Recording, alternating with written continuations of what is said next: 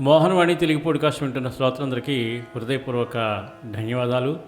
ఈరోజు ముచ్చటైన మూడవ షాట్లో మరొక అద్భుతమైన విషయం విని అందరం ఆనందించి మన ఆత్మీయ బంధువులందరికీ షేర్ చేసుకుందాం.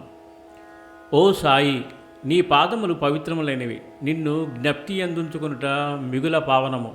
కర్మబంధముల నుండి తప్పించు నీ దర్శనము కూడా మిక్కిలి పావనమైనది. ప్రస్తుతం నీ రూపము అగోచరమైనప్పటికీ భక్తులు నీయందే నమ్మకం ఉంచినచో వారు నీవు సమాధి చెందకముందు చేసిన లీలలను అనుభవించెదరు. నీవు కంటికి కనపడ చిత్రమైన దారంతో నీ భక్తులను దగ్గర నుండి కానీ ఎంతో దూరం నుండి కానీ ఈడ్చెదవు. వారిని దయగల తల్లి వలె కౌగిలించుకొనిదెవు. నీవెక్కడున్నావో నీ భక్తులకు తెలియదు, కానీ నీవు చతురతతో తీగలను లాగుటచే వారి వెనుకనే నిలబడి తోడ్పడుచున్నావని తొట్టతొదకు గ్రహించెదరు.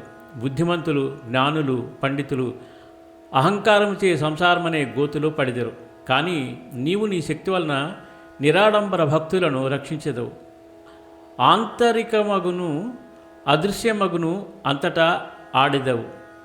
ఎవరికైతే కోరికలు ఉండవో అట్టి వారికి నీవు బ్రహ్మానందమునిచ్చిదవు.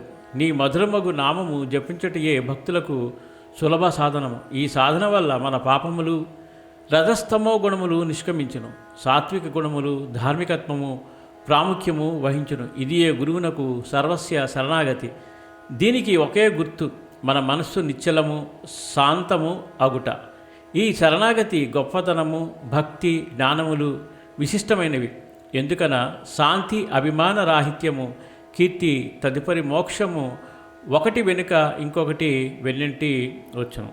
చాలా అద్భుతమైన విషయాలు, చాలా చక్కటి విషయాలు ఉన్నాయి. కాబట్టి ఇవన్నీ కూడా మనం పాటించి ఆ సాయినాథుని యొక్క కరుణ, కృపా కటాక్షాలకు పాత్రలు కావాలని చెప్పి మనస్ఫూర్తిగా కోరుకుంటూ సర్వేజన సుఖినో భవంతు, లోకా సమస్త సుఖినో భవంతు.